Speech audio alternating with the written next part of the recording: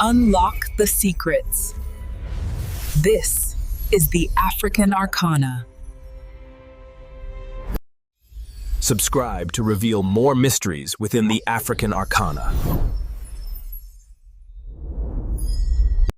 Have you ever thought about how unfair the world's water map is?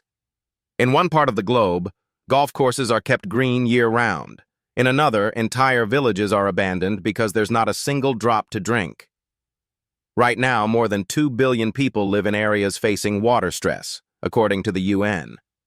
In the American Southwest, cities like Phoenix and Las Vegas fight to secure every gallon as the Colorado River shrinks. But in the Sahel, the dry belt stretching across Africa, water scarcity isn't just a policy challenge. It's a daily fight for survival. In Burkina Faso, the stakes are brutal. The groundwater level drops nearly 1 meter every year. The rainy season lasts barely 6 weeks, and temperatures can hit 113 degrees, 45 degrees, under a relentless sun. Between 2019 and 2024, the number of people facing severe food shortages nearly quadrupled, from 700,000 to 2.7 million. Here's the question that connects Phoenix to the Sahel, California to the Kalahari. What happens when the sky stops helping you? Do you wait? Do you beg? Or do you rewrite the rules of survival itself? Because somewhere in the heart of West Africa, a small nation is answering that question in a way the whole world should pay attention to. Burkina Faso sits landlocked in the heart of the Sahel, a climate zone that stretches across Africa like a scar of heat and dust. Nearly 70% of its land is desert or barren rock. Rain, when it comes, is a brief visitor, barely 6 to 8 weeks a year, and often arrives in violent bursts that wash away the soil instead of nourishing it. Over the last 5 decades, average annual rainfall in parts of the country has dropped by nearly 20%. And the rain that does fall, up to 30% is lost to runoff, because the ground has been stripped of vegetation and can no longer absorb it.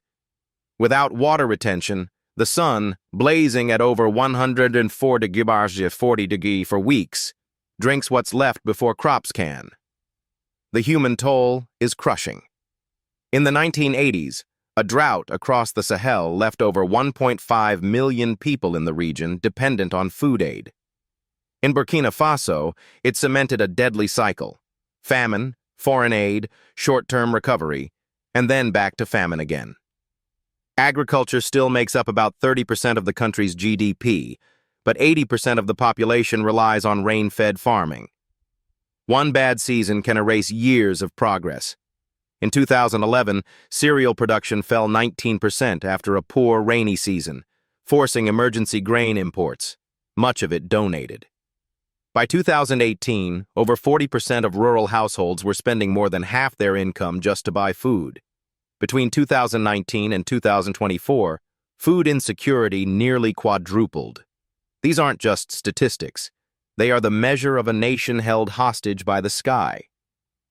In the U.S., even the harshest droughts, like California's 2012-2016 crisis, are cushioned by massive irrigation networks, groundwater pumping, and federal relief programs. Farmers may lose profits, but they rarely lose entire livelihoods. In Burkina Faso, there is no such safety net. When the rains fail, the consequences are immediate and unforgiving. Dependency has an expiration date. And for Burkina Faso, that date has arrived. Because the climate isn't getting kinder, the population isn't getting smaller, and the old solutions, waiting for clouds and outside aid, are running out of time. From the outside, Burkina Faso's struggle looked like an endless loop. Nature takes, the people endure, the world sends help, and the cycle repeats. But cycles only end when someone decides to break them. That someone was Ibrahim Traoré. He wasn't a product of elite schools or international think tanks. He was born in a rural community where water was so scarce that a single jerry can could decide whether you went to school or stayed home to fetch more. As a boy, he dug shallow wells with his bare hands. As a young man, he watched his neighbors sell their livestock for sacks of imported grain. Those weren't stories he read in a report, they were his life. When he came to power, he refused to treat water scarcity as an unavoidable destiny. His position was blunt. Burkina Faso would not take IMF loans tied to resource management conditions. No multi-decade contracts that let foreign corporations control the flow of the country's most precious asset. If we can't own our water, he told Parliament, we can't own our future. It was a message that resonated at home but triggered unease abroad. Some international commentators called it courageous self-determination. Others labeled it dangerous isolationism. In Western policy circles, whispers grew louder. If this approach worked, it could inspire other African nations to reject traditional aid models and finance major infrastructure themselves. A European think tank even warned it could reduce our strategic influence in the region. In the U.S., such a stance would spark fierce debate. Is turning down foreign investment visionary leadership or reckless nationalism? Would Americans applaud a leader for refusing outside funding on principle, even if it meant taking the harder road? For Traoré, the answer was clear. The harder road was the only road worth taking, because the alternative was walking in circles, waiting for clouds that might never come. The proposal landed like a thunderclap, a 276km man-made canal wide enough for 4 trucks to drive side by side, cutting straight through the heart of the Sahel. It would start in the northern highlands, drawing from underground springs and aquifers, feeding into a massive reservoir capable of holding tens of millions of cubic meters of water.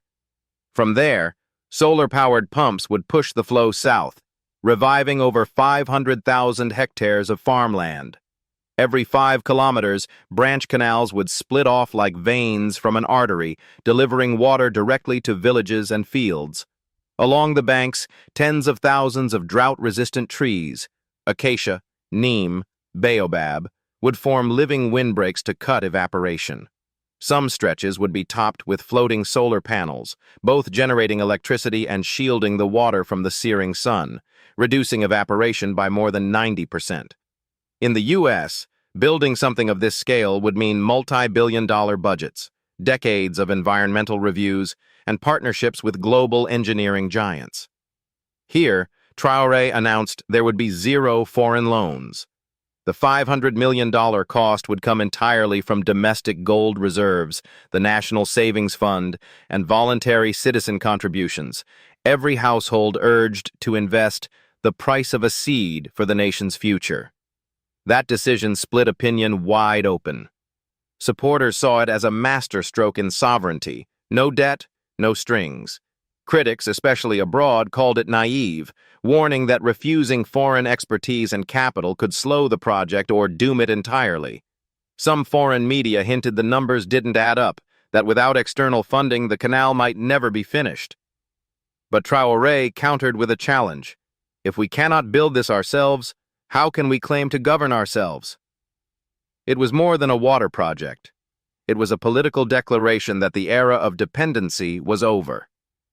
And while his words inspired millions at home, they also set the stage for a multi-front battle, not just against the desert, but against powerful voices that had no interest in seeing Burkina Faso succeed alone. The moment construction began, the battle spilled far beyond the excavation sites. It wasn't just about digging a canal anymore. It was about who would control the narrative. International financial institutions offered preferential loan packages, but the fine print revealed clauses that would allow them to dictate water release schedules, claim priority access to the resource, and charge annual technical fees in the millions. Traoré rejected them outright. If the water is not ours, he said, then neither is our land nor our children's future. That refusal drew sharp reactions. Several European newspapers ran op-eds warning of unmitigated environmental risks and engineering overreach. A leaked report from a European think tank described the project as a dangerous precedent for Africa. Dangerous not because it might fail, but because it might succeed without outside funding. Criticism didn't stop there. Images of temporary, unlined sections of the canal began circulating online, framed as evidence of poor construction. Foreign commentators claimed evaporation would render the canal useless. Social media accounts with unclear origins pushed the hashtag #EmptyCanal. Yet inside Burkina Faso, the narrative was different. State media and independent journalists alike covered the setbacks openly: pumps that overheated, embankments that collapsed after heavy rains, lining materials delayed at border checkpoints. Engineers appeared on live broadcasts explaining the causes and fixes in detail. Far from damaging trust, the transparency built it. Citizens began to feel they were part of the project, not just watching it from afar. In the U.S., large-scale infrastructure often faces opposition over cost overruns, environmental impact, and political will. But imagine if every bridge, dam, or waterway under construction was broadcast daily, mistakes, repairs, and all. Would that increase public trust or destroy it? For Burkina Faso, the gamble on full transparency was paying off at home. Abroad, however, it was seen as defiance, and defiance has a way of attracting more pressure. If the government was the brain behind the canal, the people became its heartbeat. From the very start, Traoré refused to let the project feel distant or bureaucratic. The One Seed, One Drop campaign asked every citizen to contribute the price of a single seed. It wasn't just a slogan. Tens of thousands of small contributions piled into millions of dollars. Miners sent gold dust. Farmers sold a goat to donate the proceeds. Teachers pooled a week's salary. But the real magic happened on the ground. Canal days were organized along different segments of the route. School children planted rows of neem trees along the banks. Local musicians played beside the excavation sites. Families picnicked where water would soon run. It was infrastructure turned into a festival. The visuals were powerful. On national TV, Traoré, dressed in work clothes, shoveled earth beside laborers. At noon, when the call to prayer sounded, excavators paused, and hundreds prayed together on mats laid over the sand. The image went viral across African social media. No corporate logos, no foreign dignitaries, just a flag, a shovel, and the people. International coverage shifted. Ghana's newspapers compared it to the Great Green Wall, but made of water. Nigerian broadcasters called it the miracle of the Sahel. Hashtag Canal 276 trended across multiple African countries within 48 hours.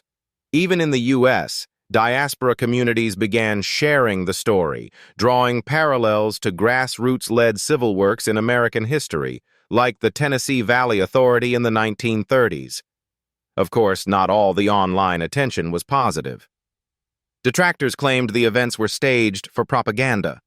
Some foreign commentators accused the government of mobilizing sentiment to mask technical shortcomings. But inside Burkina Faso, the effect was undeniable. Public participation was no longer symbolic. It was operational. Volunteers cleared debris, transported materials, and even repaired machinery using salvaged parts from abandoned equipment. And with every shared photo, every hashtag, the canal became more than a project. It became a statement to the continent. If we can do this together, what else can we build? At dawn, the crowd was already there. Farmers, school children, elders, lined along the canal's edge, eyes fixed on the far horizon. They weren't there for speeches. They were waiting for water. At 9:17 a.m., it arrived. A ripple at first, then a steady surge, then a rush strong enough to carry leaves downstream. Women reached in with both hands, splashing their faces.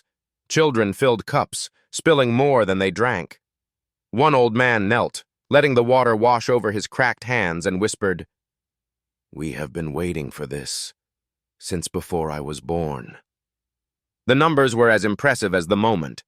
In the first 48 hours, more than 30 million gallons flowed south, feeding branch canals that reached 20 villages. Soil moisture readings in the first irrigated fields rose by 85% in just 2 days. Livestock that had been fed on dry forage drank until they lay down in the shade, bellies full. Neighboring countries noticed. Delegations from Mali and Niger sent observers, openly discussing plans to connect future irrigation networks to the canal.